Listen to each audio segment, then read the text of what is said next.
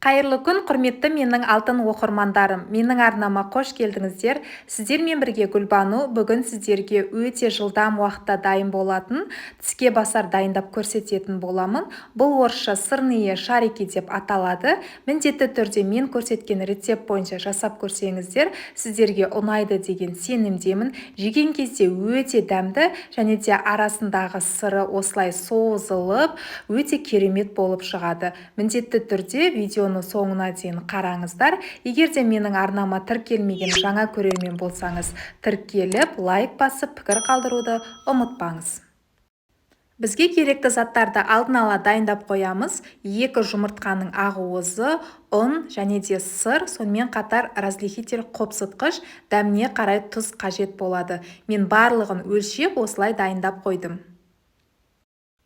Ал ендеше бисмиллах деп бастайтын боламыз. Құрғақ ыдысымызға 2 жұмыртқаның ақуызын осылай салып, және де татымына қарай тұзымызды салып алып, миксердің көмегімен жақсылап араластырып алатын боламыз.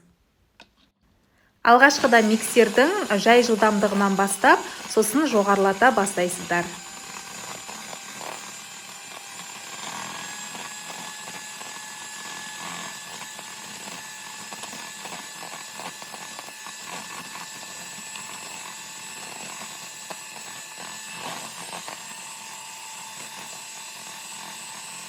Мінеки бізде осындай аппақ болып, ақуызымыз шайқалуы керек, және де осылай төңкеріп көріңіздер. Төңкерген кездеріңізде ақуызымыз ағып кетпеуі керек. Осымен біздің ақуызымыз дайын.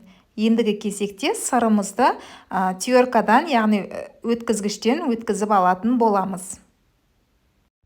Үккіштің дәл осы көзімен сырымызды өткізіп алатын боламыз. Сырдың жақсы түрін қолданғандарыңыз дұрыс.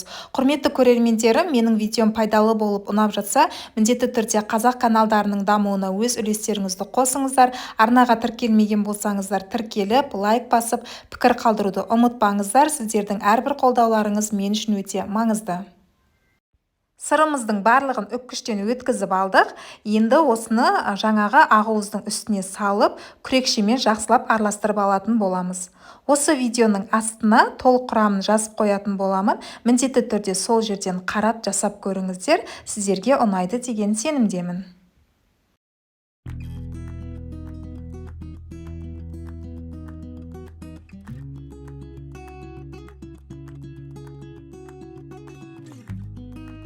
Мінеки осылай жақсылап араластырып алдық. Енді бізге ұн қажет болады. Мен алдын ала електен өткізіп ұнымды дайындап қойдым. Және де осының үстіне қопсытқышымызды салып, енді барлығын жаңағы дайындап алған қоспамызға салып, бір келкі қалыпқа келгенше жақсылап араластырып аламыз. Алғашқыда күрекшемен, содан соң қолымыздың көмегімен, яғни қамыр сияқты домалақ формаға келтіріп алатын боламыз.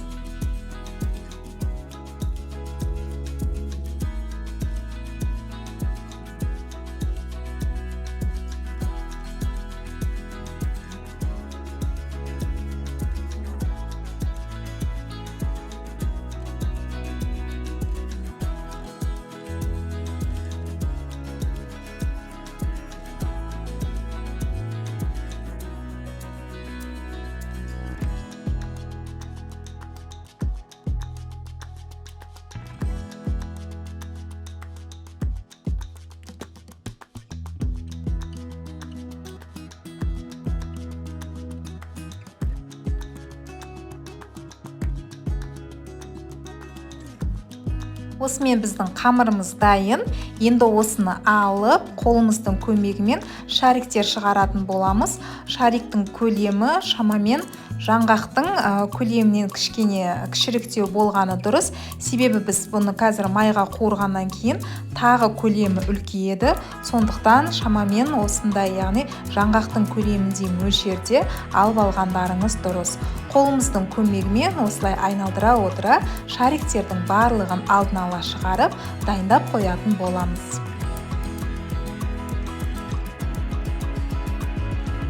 Осы уақыт аралығында майымызды қыздырып дайындап қоюға болады. Мінеки осымен барлық шариктерімізді алдын ала осылай дайындап қойдық. Енді пісіріп алатын боламыз. Біздің майымыз қызып дайын болып тұр. Енді қызған майымызға шариктерімізді осылай салып, екі жағы қызарғанша пісіріп алатын боламыз. Яғни бауырсақты пісіргендей пісіріп шығатын боламыз. Біздің шариктеріміз өте жылдам уақытта пісетін болғандықтан, яғни 2-3 секунд аралығында пісіп шығады. Сол уақыт аралығында екі жағын айналдыра отыра, осылай қып-қызыл етіп пісіріп шығатын боласыздар. Міндетті түрде қызып тұрған майда пісіріп алғандарыңыз дұрыс, және де оттың астыда, яғни баяу отта емес, солай қатты отта тұрғаны дұрыс. Мінекей осылай қуырылады. Қуырылып болғаннан кейін сүзгімен сүзіп алып, осылай ыдысымызға салып алатын боламыз.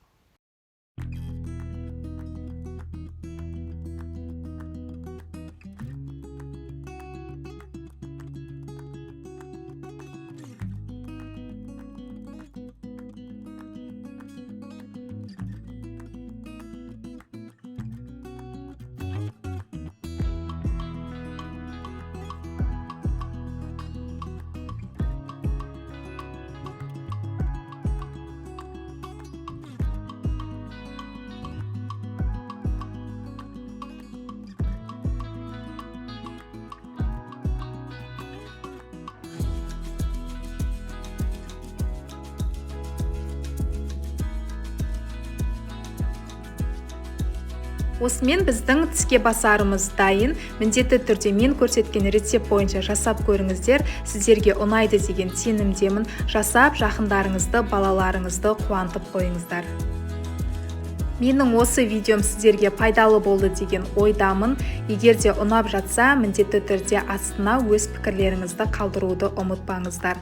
Міндетті түрде осы сырние шариктерімізді ыстық күйінде жеңіздер. Ыстық күйінде жесеңіздер, ортасындағы сыры созылмалы болып, қытырлап, өте дәмдірек болады. Ал егер де суып қалған болса, еш нәрсе етпейді. Тағы да майға бір салып алсаңыздар, яғни сол қалпына келеді, созылмалы болып, әдемі қытырлап, дәмдірек болады. Назарларыңызға үлкен рахмет, құрметті көрермендерім. Сіздермен болған Гүлбану. Міндетті түрде арнаға тіркеліңіз, лайк басыңыз, өз пікіріңізді қалдыруды ұмытпаңыз.